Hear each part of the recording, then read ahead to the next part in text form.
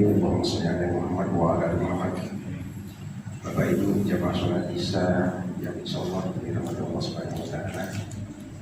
Mari senantiasa kita tak henti-hentinya bersyukur kepada Allah Subhanahu wa taala atas segala limpahan rahmat, karunia, nikmatnya sehingga pada hari ini kita masih digerakkan hati kita itu melangkahkan kaki kita untuk melaksanakan sholat Isya, tarawih dan witir berjamaah di masjid ini. Bapak Ibu jamaah sholat Isya dan witir tarawih berjamaah Allah Subhanahu wa taala. Kita saat ini sudah berada di malam yang ke-19. Tentu perangkasannya ya semakin lama kan kalau kita itu berada dalam situasi yang sama, biasanya itu ada kejenuhan, capek dan sebagainya. Tapi yakin bahwa status kita itu sebenarnya bukan ditentukan di awal, tapi ditentukan di akhir. Jadi ketika seperti contoh misalnya preman, orang nggak baik-baik, tapi ketika dia mau meninggal, dia insaf, maka dia matinya husnul khatimah. Tapi ketika seorang yang alim, ya, hidupnya alim di awal-awal, tapi begitu di akhirnya dia mau meninggal, lalu jadi orang yang nggak benar, maka dia suul khatimah. Sama juga dia kita. Awal-awal bulan Ramadan kita semangat, tetapi di akhirnya kita tidak semangat, statusnya kita diri sendiri. Jadi iman ini kan terus naik. Jadi iman itu kan terus naik, tetapi ada strateginya sebenarnya. Pengalaman nih Pak. Jadi ketika iman kita turun, agar dia selalu stabil, maka harus kita lawan. Kayak ketika iman kita turun, timbul rasa malas, maka harus kita lawan. Jadi minimal kita harus melakukan hal yang sama. Kalau kita ikut malas, maka selesai urusan. Jadi kalau malam ke-19 ini kita misalnya malas mau sholat tarawih, kita ikutkan perasaan kita mau malas ikut sholat tarawih, maka untuk berikutnya yakin tidak selesai sholat tarawih sampai genap 30 hari berpuasa. Tapi kalau kita lawan, insya Allah kita akan menang sampai malam ke-30. Bapak Ibu jamaah sholat Isya dan tarawih yang dirahmati Allah Subhanahu wa taala. Ibadah itu macam-macam. Ada ibadah yang hanya membutuhkan gerak, seperti misalnya sholat itu kan membutuhkan gerak. Kemudian tidak membutuhkan terlalu banyak modal gitu lagi. Kemudian ada juga ibadah yang membutuhkan modal, tetapi tidak besar, membutuhkan hidup. Ada ibadah yang membutuhkan semuanya. Gerak, tenaga dibutuhkan, modal pun dibutuhkan. Ibadah apa Pak? Ibadah haji. Ibadah haji itu sehingga imbalan bagi haji yang mabrur karena dia membutuhkan modal yang besar, itu tidak lagi hitungannya barang siapa yang hajinya mabrur itu akan dapat pahala emas sekian gunung, tidak lagi, atau sama dengan bersedekah sekian ribu unta, tidak lagi, tapi balasannya adalah surga. Jadi Bapak Ibu, demikian besar ibadah haji, Allah itu Maha tahu dengan keadaan kita. Sehingga ada amalan-amalan bagi Bapak Ibu, mungkin kita yang belum mampu untuk naik haji, ya. Tapi niatkan dalam hati, insya Allah suatu saat kita akan berhaji, insya Allah akan dimudahkan nanti. Ada amalan-amalan yang pahalanya setara haji, banyak sebenarnya, tapi saya sebutkan 4 saja. Dan ini bisa kita lakukan secara.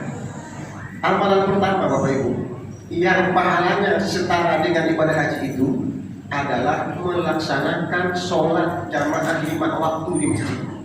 Jadi dalam hadis Rasulullah yang diriwayatkan oleh Abu Dawud, kata Rasulullah itu, barang siapa yang keluar dari rumah berwudu untuk melaksanakan sholat berjamaah di masjid, maka dia mendapatkan pahala haji. Tetapi dengan catatan, ada catatannya.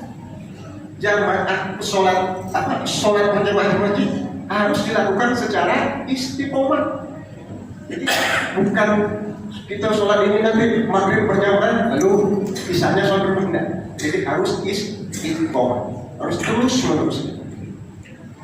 Kemudian diusahakan juga Bapak Ibu, ketika kita melaksanakan sholat jamaah di masjid, berusaha untuk mendapatkan imam takbiratul yang pertama. Karena sangat luar biasa faedahnya itu. Kata Rasulullah, barang siapa yang mendapatkan imam bertakbir ini, sama-sama takbir yang pertama yang mendapatkan imam, itu akan terhindar dari 2. Yang pertama akan dibebaskan dari api neraka, kemudian yang kedua dari neraka, api neraka. Dari sifat neraka. Luar biasa. Maka dijaga betul. Jadi kemarin sudah saya sampaikan ibadah niat. Jadi sekarang kita sudah tahu, niatkan dari sekarang. Niatkan Pak. Saya niat untuk istiqomah melaksanakan sholat 5 waktu di masjid. Tetapi niatnya itu disertai dengan komitmen untuk melaksanakan, sehingga pada saat kita berniat sudah dicatat sebagai satu kebaikan. Begitu kita nanti mampu melaksanakannya, dicatat sebagai 2 kebaikan. Itu yang pertama. Kemudian amalan kedua yang pahalanya setara dengan haji, itu adalah orang yang sholat subuh, kemudian dia itu zikir sampai dengan waktu syuruk. Syuruk itu artinya terbit matahari. Kemudian dia melaksanakan sholat sunat 2 rakaat, itu namanya sholat Isra. Maka dia akan mendapatkan pahala haji dan umroh yang sempurna. Jadi Bapak Ibu, jadi kalau menurut kita rujukannya yang ulama-ulama yang mengajarkan. Jadi syuruk itu artinya, kalau dalam bahasa Arab itu katanya terbit matahari. Jadi hadis Rasulullah itu ada yang mengatakan bahwa sholat ketika matahari terbit itu tidak boleh. Sehingga pada saat kapan waktunya melaksanakan sholat subuh Isra, maka setelah tadi dikasih waktu sedikit gitu. Jadi kalau kita merujuk dari pendapat katakanlah Buya Yahya, itu katanya itu setelah suruh itu dikasih waktu jeda 10 sampai 20 menit. Nah, itu boleh dilaksanakan sholat suruh. Kalau merujuk ke pendapatnya Ustaz Adi Hidayat, itu setelah suruh itu katanya dilewatkan 15 sampai 25 menit. Kalau menurut pendapatnya Ustaz Abdul Somad, itu dilewatkan 12 menit. Jadi pokoknya dilewatkan dikit gitu lah. Kemudian amalan ketiga yang ibadahnya itu setara dengan ibadah haji apa? Orang yang datang ke masjid untuk menuntut ilmu. Jadi kata Rasulullah itu, barang siapa yang datang ke masjid untuk belajar kebaikan dan mengajarkan kebaikan, maka akan mendapatkan pahala haji yang sempurna. Jadi kita di sini ini salah satu program masjid itu kan kuliah subuh setiap hari minggu. Sama tadi diniatkan dalam hati kita, niatkan untuk mengikuti program kuliah subuh. Ya kan? Kalau nanti tidak kita laksanakan, tapi dengan ada hal-hal yang menyebabkan kita kenapa tidak melaksanakan, maka kita sudah akan mendapatkan satu kebaikan. Kemudian yang terakhir, amalan yang terakhir yang setara pahalanya dengan haji, berbakti kepada kedua orang tua kita. Jadi Bapak Ibu, ini sudah saya sampaikan juga dulu juga sudah pernah saya sampaikan. Jadi mengutip dari hadis yang diriwayatkan oleh At-Tabrani dari Anas bin Malik. Jadi ada seseorang yang bertanya kepada Rasulullah, ya Rasulullah, katanya, saya ingin berjihad, tetapi saya tidak mempunyai kemampuan untuk berjihad. Apa kata Rasulullah? Apakah salah satu di antara kedua orang tua masih hidup? Kata tadi yang bertanya tadi bilang apa? Iya, ibu saya masih hidup. Apa kata Rasulullah? Bertawakallah kepada Allah dan berbuat baiklah kepada ibu. Jika engkau berbuat baik kepada ibumu, maka statusmu itu sama dengan berhaji, berumroh dan berjihad. Ini hadis yang diriwayatkan oleh At-Tabrani. Jadi oleh karena itu Bapak Ibu, mari ya, kita bagi orang tua kita yang masih hidup, kita doakan mereka semoga dipanjangkan umurnya, diberikan kekuatan sehingga mereka dapat melaksanakan kebaikan ya. Kemudian bagi orang tua kita yang sudah meninggal, yang mungkin dulu kita tidak sempat untuk membahagiakan mereka, mari setiap amalan kebaikan apapun yang kita lakukan, apakah sedekah, kita niatkan untuk dikirimkan, kita hadiahkan kepada arwah ibu bapak kita.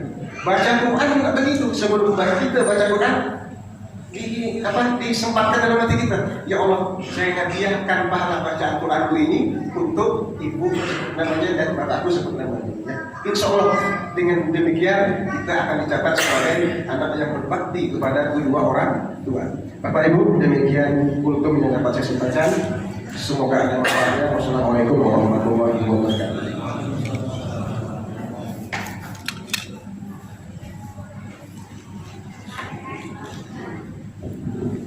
Sallu sunatan tarawih raka'ataini jami'an rahimakumullah.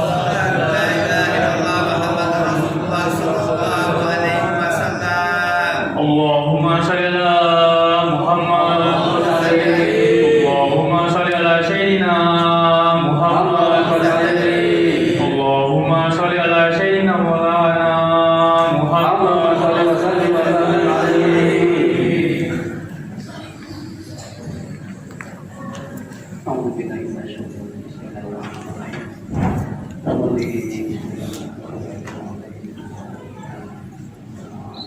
Allahu Akbar.